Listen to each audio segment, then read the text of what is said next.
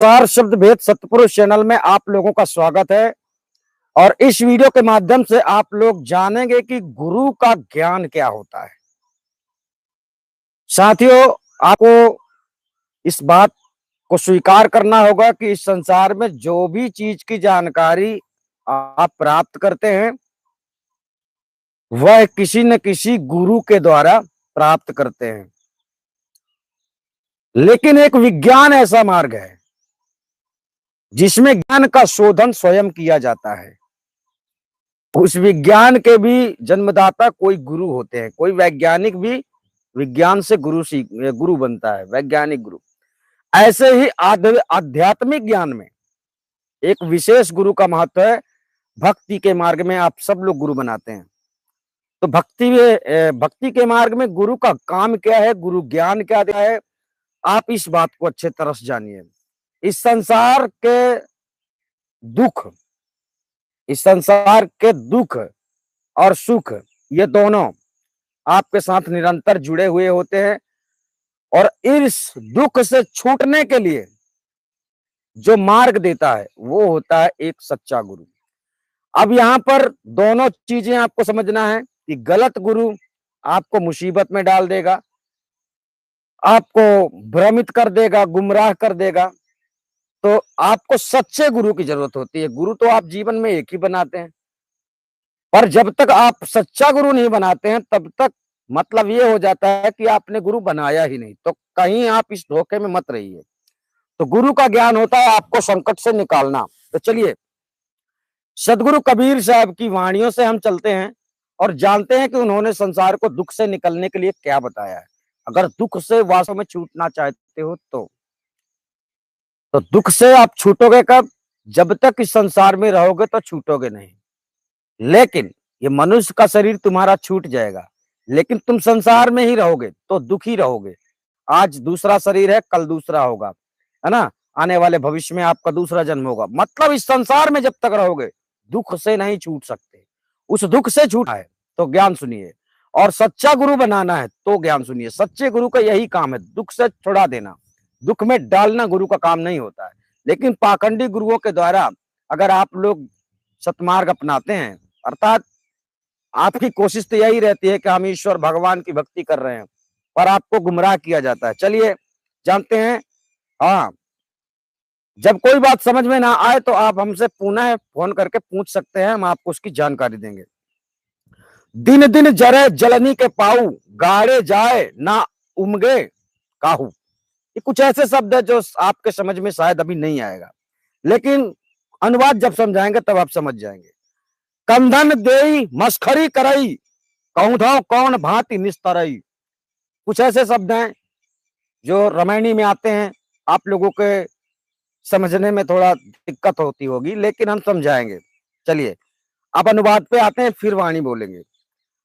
दुख रूपी त्रिविध ताप तथा अज्ञानी गुरुओं से पृथक होना। यानी सदगुरु कबीर का आदेश है कि अगर आप इस त्रिविध भौतिक संसार से छूटना चाहते हो, यानी दुख से छूटना चाहते हो, और गलत गुरु से अलग होना चाहते हो, तो इसको सुनो, उनकी बात सुनो कि साहब कह क्या रहे हैं। ठीक है, गलत गुरु आपको गलत भक्ति दे देगा, गलत मार्ग दे देगा, आप गुमराह हो जाएंगे। तो आपकी खुशी के लिए आपको जिसमें से शांति मिलने वाली है वो ये ज्ञान है।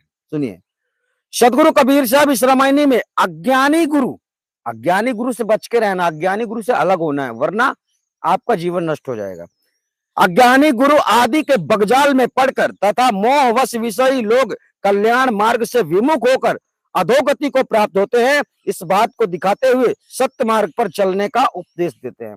सदगुरु कबीर साहब कहते हैं कि सत्य मार्ग पर चलिए, गलत लोगों की संगति छोड़ दीजिए, गलत करना छोड़ दीजिए। और ये जो गलत संसार में आप रह रहे हैं, जो कि आपका अपना नहीं है, आप जब से इस संसार में आए तब से दुख झेल रहे हो, तब से आपको सुख मिला ही नहीं। जिसे आप सुख मानते हो ये सुख नहीं है, ये क्षणिक सुख है। आपका यह मानव जीवन ही क्षणिक है। इसके बाद आपके अनेकों जन्म होने वाले हैं और इसके बाद आपको अनेकों कष्ट मिलने वाले हैं। तो शायद आप लोग उनसे बच जाएं, उसके लिए प्रयास कीजिए। रामायणी दिन दिन जरा जलनी के पाऊ। सदगुरु कहते हैं कि आध्यात्मिक, आधिभौतिक और आधिदैविक इन 3 प्रकार की ताप नाम दुख रूप अग्नि में यह जीव सदा जलते रहते हैं। 3 प्रकार की दुख ताप अग्नि है, ध्यान रखना। एक ही प्रकार की अग्नि नहीं कि आपको घाव लग गया तो बस आपको वही दर्द, वो ठीक हो गया तो आप ठीक हो गए। अरे कई प्रकार के दैविक, दैहिक, भौतिक त्रापा, ये 3 प्रकार के ताप होते हैं, संताप यानी दुख। ठीक है, अर्थात दिन प्रतिदिन अधिक से अधिक उसमें सदैव जलते रहते हैं और आगे भी जले हुए संतप्त स्थल के ऊपर ही पांव रखते हैं। अर्थात एक तो यह त्रिविध ताप से जलते ही रहते हैं और दूसरे विषय रूप अग्नि पर भी पैर रखते हैं। कहने का तात्पर्य है आप पहले से ही जल रहे हैं, पहले से ही दुख में हैं और आगे कर्म भी ऐसा कर रहे हैं कि आपको और भी दुख मिलने वाला है ना। अज्ञानतावश आपको लगता हम सही कर रहे हैं, अर्थात विषय भोग में ही सदा आनंद मानते हैं। उस विषय भोग रूप भूमि में मन इंद्रियादि द्वारा ऐसे गाड़ दिए जाते हैं कि वहां से कभी निकलने नहीं पाते हैं और निकलने की कोशिश भी नहीं करते हैं। अर्थात संसार में जब आप लोगों को मनमुखी गुरु लोग, मनगढ़ंत ज्ञान देने वाले लोग अपने वशीभूत में कर लेते हैं ना, तो आप लोग वहीं स्थिर हो जाते हैं। आप लोगों को दुनिया भर की बातें बताई जाती है, दूसरा गुरु बना लोगे तो पाप होगा, ऐसा करोगे तो वो होगा। गुरु उसे बनाओ जिसने ज्ञान दिया है, गुरु उसे बनाओ जो तुम्हें परमात्मा से मिला सकता है, और वो भी चंद मिनटों में, सेकंडों में। परमात्मा 3 सेकंड के अंदर परमात्मा को तुम जान सकते हो। परमात्मा तुमसे कभी दूर नहीं हुआ, लोग आपको भ्रमित करते हैं। कोई पूर्व जन्म के शुभ कर्म संस्कारी जिज्ञासु जीव ही सांसारिक जन्म मरणादि बंधन से छूटने के लिए सच्चे संतों के सत्संग में जाते हैं तथा सदग्रंथों का अध्ययन मनन करते हैं और सच्चे भेदी सदगुरु की शरणागत होकर आत्मा तथा सत्य पुरुष परमात्मा के ज्ञान को प्राप्त कर और साधन अभ्यास करके अपने आत्म को उत्तर स्वर शब्द परमात्मा में स्थित करते हैं। अर्थात कोई वास्तव में भाग्यशाली तो उसे कहा जाता है जो इस संसार में आकर जाग जाता है, जो इस संसार में आने के बाद जान जाता है कि मेरा लक्ष्य क्या है। और बड़ी खुशी की बात तब होती है जब उसे सच्चा गुरु मिल जाता है। पाखंडी गुरु तो जल्दी मिल जाएंगे और सस्ते में भी मिल जाएंगे, लेकिन शीश दिए जो गुरु मिला है तो भी सस्ता जान। इन बातों को समझते जाइएगा, गुरु का मिलना आसान नहीं है। आप लोग गुरुओं को चेक कर रहे हैं, गुरुओं को चेक करने की जरूरत नहीं, अपने आप को चेक करो तुम कितने समझदार हो। जब तुम समझदार हो जाओगे ना तो तुम्हें कोई गुमराह नहीं कर सकता, इस दुनिया का कोई व्यक्ति आपको गुमराह नहीं कर सकता। तो तुम गुरुओं को जानने जा रहे हो, आप जिसके पास जाएंगे वही तुमको मूर्ख बना देगा। अगर ऐसा ना होता, अगर ऐसी समझ सब में होती तो आप सब लोग गलत गुरुओं को गुरु मानते ही नहीं, क्योंकि बात वही है कि क्या करने जा रहे हो उसका पता ही नहीं है आपको। चलिए, कोई कंधा नहीं देता है अर्थात कोई सहारा नहीं देता है और उल्टे लोग ठठोली हंसी करते हैं। भला कहो तो सही, ऐसी स्थिति में किस प्रकार जीव का निस्तार हो सकता है। अर्थात जैसे लोक में कोई आदमी कंधा पर बोझा लेकर चलता हो किंतु वजन के मारे चला नहीं जाता हो, तब दूसरा आदमी उसके कांध में अपना कंधा जोड़ देता हो, उसको कंधा देना कहते हैं। इसी प्रकार संसार में यह जीव अपने परिवार, भाई, बंधु, स्त्री, पुत्रादि संसार का भार अपने कंधे पर लेकर चल रहा है। इसके भार से मरा जा रहा है तो कोई भी कंधा सहारा देने वाला नहीं है, यह अकेला ही इस भार करता है। सहारा देना तो दूर दूर रहा, बल्कि अन्य लोग उसकी मस्खरी करते हैं। ऐसी स्थिति में इसका निस्तार कैसे हो सकता है। इस वाणी का मतलब हुआ कंधन दे मस्खरी करई कहूं धो कौन भांति निस्तर। मतलब कहने का यह होता है कि आपके परिवार की जिम्मेदारी आपके ऊपर होती है, आपकी सहायता कोई नहीं करता है, बल्कि आपकी हंसी की जाती है। आपके घर में जब कुछ खट पिट गड़बड़ सड़बड़ होने लगता है तो लोग आप पर हंसते हैं, सहारा नहीं देते हैं कि मैं खड़ा हूं, बता क्या दिक्कत है, ऐसा नहीं करते हैं। तो यही बात बताई जा रही है कि जो गुरु होता है वो कंधा देने वाला होता है, तुमको सहारा देने वाला होता है, तुमको वो मोक्ष गति प्राप्त कराने वाला ज्ञान देता है। परंतु आप ऐसे गुरुओं से मिलते हैं जो खुद कंगाल हैं। आप तो पहले ही से कंगाल, तो आप कंगाल, आपका गुरु कंगाल। गुरु के पास ज्ञान होना चाहिए था, तो गुरु के पास ज्ञान नहीं है, तो कंगाल आदमी से कंगाल आदमी दोस्ती करेगा तो कौन किसकी सहायता कर सकता है। इस बात को ध्यान रखना कि इस संसार में गुरु वही है जो परमात्मा का परिचय करवा सकता है, जो परमात्मा को जानता है, और जो जानता है वो तुम्हें जानकारी दे देगा। परमात्मा की ना पूजा करनी होती, ना पाठ करनी होती, ना सुमिरन करना होता, ना ध्यान करना होता, कुछ भी नहीं करना होता। उसे जिस दिन जान लोगे, उसे जिस दिन पहचान लोगे, तो उसमें तुम रम जाओगे। इस शरीर से आपका नाता ही छूट जाएगा, तब जानोगे कि ये मिथ्या है। अभी तो लोग सिर्फ कहते हैं कि मिथ्या संसार है, कहना अलग बात है। चलिए वाणी अकर्म करे और कर्म को ध्यावे धावे, पढ़ी गुनी वेद जगत समझावे। अब यहाँ पर कुछ वेद शास्त्रों के पढ़ने वालों की बात भी आ जाएगी। जगत में ऐसे वंचक, वंचक का मतलब होता है ज्ञानहीन व्यक्ति, वंचक अज्ञानी गुरु लोग हैं, बहुत सारे हैं। आप जांच करना, आपके तो नहीं है, कि वे स्वयं तो पाप कर्म करते हैं और शुभ कर्म की ओर भी दौड़ते हैं। अतः पाप पुण्य दोनों ही करते हैं और दूसरों को भी कर्म कराने के लिए दौड़ाते हैं। ऐसे लोग वेदों को पढ़ गुण कर अर्थात अर्थ जाने बिना वेदों को केवल कंठस्थ कर जगत को समझाते हैं। अज्ञानी गुरु लोग स्वयं तो समझते नहीं और दूसरों को समझाने जाते हैं। स्वयं तो सत्कर्म करते नहीं और दूसरों को उपदेश करते हैं। ऐसा सदगुरु कबीर साहब क्यों कहते हैं पता है? क्योंकि वेद शास्त्रों में मोक्ष प्राप्ति जैसा ज्ञान नहीं है जिससे मोक्ष मिल सके। इसलिए जब तक गुरु सतमार्ग नहीं पकड़ेगा तो वो तुम्हें क्या पकड़ाएगा? तो वो भी गुमराह होकर दौड़ता रहता है, आप लोगों को भी दौड़ाता रहता है। अंत में क्या होता है?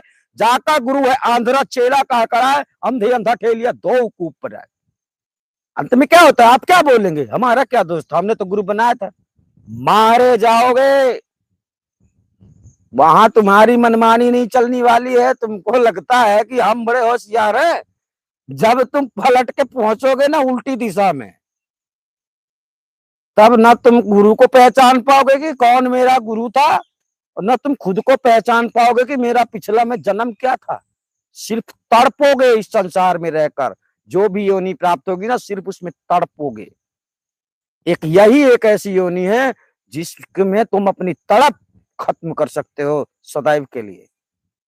तो मानव जीवन पाया है तो मानव जीवन का कर्तव्य भी करो। अकर्म करे और कर्म को धार पड़ी गुण वेद समझ समझावे। ठीक, इसका अनुवाद हो गया। अब आगे चलते। छूछे परे अकारत जाई, कहा ही कबीर चित चेताऊं भाई। अर्थात आप समझदार बनिए। ऐसी स्थिति में वे हैं, वे छूछे, छूछे का मतलब हमारे पास कुछ नहीं। छूछे अर्थात खाली रह जाते हैं, हाथ में कुछ भी नहीं आता है। अर्थात सर्वोत्तम ज्ञान धन उनके हाथ में नहीं आता है, उनका जीवन व्यर्थ हो जाता है। इसलिए सदगुरु कहते हैं कि हे भाइयों, तुम अपने चित्त में चेत करो, यानी विचार करो, समझो, थोड़ा विचार करो। हर किसी का सत्संग सुनो, लेकिन उस पर विचार भी करना सीख लो, और विचार पूर्वक सत्य सत्य पर विचार करो। पक्षपात पे रहोगे तो आंखों के भी आप अंधे माने जाएंगे। अर्थात विचार करो कि तुम्हें क्या करना चाहिए जिससे देव दुर्लभ मनुष्य शरीर सार्थक हो। संपूर्ण प्रकृति में जड़ पदार्थ था, उनसे भिन्न चेतन आत्मा और इन दोनों से परे आगे महाचेतन परम पुरुष परमात्मा के बिना बिना यथार्थ ज्ञान हुए मुक्ति नहीं मिल सकती है, नहीं मिलती है। हाँ, ये आपका मानना है कि इस नाम को जपो, ये फलाना नाम है, सबसे बड़ा नाम है, सबसे हाई फाई नाम है, इस नाम से मुक्ति हो जाती है। यही आप लोगों का गुमराह करने वाला सिलसिला है। ये आपके मन में बैठ गया है कि हाँ यही सही है, तो वो गलत फहमी है। उक्त पदार्थों के ज्ञान प्राप्ति के लिए आप उस मतलब मंजिल को पाने के लिए, मोक्ष प्राप्त करने के लिए आपके पास एक ही रास्ता है। क्या रास्ता है? सच्चे भेदी संत गुरु का सत्संग करना चाहिए और उससे उपदेश लेकर सार शब्द परमात्मा की प्राप्ति के लिए सहज चेतन समाधि का साधन अभ्यास करना चाहिए। संतो साहत समाधि भली। सदगुरु कबीर साहब ने कई प्रकार के बताया। आप संसार में नाटक करते हैं, ड्रामा करते हैं, परमात्मा को ढूंढने के लिए, परमात्मा की भक्ति के नाम पर आप कहते हैं कि हम भजन में। अरे उसका भजन तो ऐसा है, निरंतर होता है, याद करने का विषय ही नहीं, तुम भूल ही नहीं सकते जिस दिन उसे जान जाओगे। और सब कुछ तुम भूल सकते हो, अपना जन्म से लेकर अभी तक के कोई कारनामे भूल सकते हो, लेकिन जिस दिन परमात्मा को जानोगे ना, उसे तुम कभी नहीं भूल सकते, क्योंकि जब से भूले हो तब से आज तक जाने नहीं, और जिस दिन जान जाओगे उस दिन से कभी भूलोगे नहीं। ये प्रक्रिया है परमात्मा की, ठीक है। संसार में गुरु तीन प्रकार के होते हैं। एक तो पंचदेव तथा राम कृष्ण के साकार सगुणोपासक, दूसरे निर्गुण निराकार ब्रह्म निरंजन के उपासक द्वैत और अद्वैतवादी, तीसरे इन दोनों से परे महाचेतन परम पुरुष परमात्मा सार शब्द के भेदी उपदेशक, जो केवल तीसरे मतलब तीसरा गुरु ये हुआ कि जो सार शब्द ज्ञान देते हैं। लेकिन जो लोग केवल आप लोगों को मंत्र दे देते हैं, कोई भी मंत्र दे दिया, बहुत लोग तो आपके मर्जी का मंत्र देते हैं, तुमको कौन सा भगवान अच्छा लगता है, कौन सा नाम अच्छा लगता है, उसी को ले लो, है ना। तो सदगुरु कबीर साहब ने हर जगह पर रोका है, गलत चीजों से आप लोगों को अलग किया है। जोगी जंगम से बड़ा सन्यासी दरवेश, छठवां गइये ब्राह्मण छह घर छह उपदेश, ये उनके शब्द हैं और ये सत्य हैं, यानी संसार में वास्तव में सत्य होता है। दरवेश बोले फकीर मुसलमान, इन लोगों का अलग ही कलम चलता है? जोगी लोगों का अलग ही चलता है, जंगम सन्यासी लोगों का अलग ही चलता है, यानी बस। तो आप कोशिश कीजिए, और कोशिश ही नहीं, ये सच्चे गुरु का ही दरबार है। आप घर बैठे उस परमात्मा को जानने का प्रयास कर सकते हैं, लेकिन ये साबित करना होगा कि तुम भक्त हो। वो तुम्हारी ही चीज है जिसे तुम खोज रहे हो, पर तुम जानते नहीं हो कि तुम खोज क्या रहे हो। समस्या यही है, जिसे तुम खोजने निकले हो वो मिल भी जाएगा तो तुम जानोगे कैसे। इसलिए गुरु आपकी विशेष सहायता इस मार्ग में करता है। सतगुरु फकत जगत में दुख से छुड़ाने वाले। इस संसार में गुरु एक ऐसा शब्द है, गुरु एक ऐसा व्यक्ति माना जाता है जो तुम्हें इस संसार के बंधनों से, दुखों के बंधनों से निकाल देता है। लेकिन भव सिंधु में कुटुंब के सब हैं डुबाने वाले। इस कुटुंब परिवार में जितने आपके साथ है ना, ये सब आपसे ये नहीं चाहते कि तुम भक्ति करो, ये चाहते हैं कमा कमा के खिलाओ, हमारा खर्चा पूरा करो। इनका जिम्मेदारी यही है, ठीक है। तो अपने आत्म कल्याण के लिए आपको ही विचार करना पड़ेगा। आप सोचो कि इसमें कोई और आपकी सहायता करेगा, तो बिल्कुल नहीं। अब यही बात को समझना है, शीश दिए जो गुरु मिले तो भी सस्ता जान। मतलब कि गुरु को तुम दे ही क्या सकते हो, परंतु अगर शीश भी देना पड़े ना और गुरु मिल रहा है तो लेने में देरी नहीं करना, वरना ऐसी जगह पहुंच जाओगे सिवाय तड़पने के, सिवाय रोने के, सिवाय दहशत के कुछ नहीं बचेगा। जल में रहने वाले जीवों को देखो, किस समय मौत निगल जाती है किसी को पता नहीं। संसार में ऐसे कितने जीव होते हैं जिनको जिंदा खाया जाता है। पशु पक्षी जीव जंतु तो खाते ही हैं, मनुष्य ही खा जाते हैं। तो आप लोग समझिएगा और वीडियो को ज्यादा से ज्यादा शेयर कीजिएगा ताकि सबको पता चले। अगर दुख से बचना चाहते हो तो ये जो पाप और पुण्य की ज्यादा बातें किया करते हैं ना, ये केवल इस संसार में रहने वाले लोग ही करते हैं। मतलब जिन्हें इस संसार में बार बार आना जाना है वो लोग। और जब तक इस संसार में आपको रहना है तब तक आप छूटेंगे नहीं, मतलब मुक्ति नहीं मिलेगी। तो आप बारंबार इस शरीर से दूसरे शरीर, दूसरे शरीर से तीसरे शरीर में जा जाकर भटकेंगे, परेशान रहेंगे, और बस यही है कि दुख के अलावा आपके पास कुछ नहीं रहेगा। ठीक है, तो आप समझ गए होंगे। हम आपसे फिर मिलेंगे, तब तक के लिए धन्यवाद। आप सभी अपना ख्याल रखना।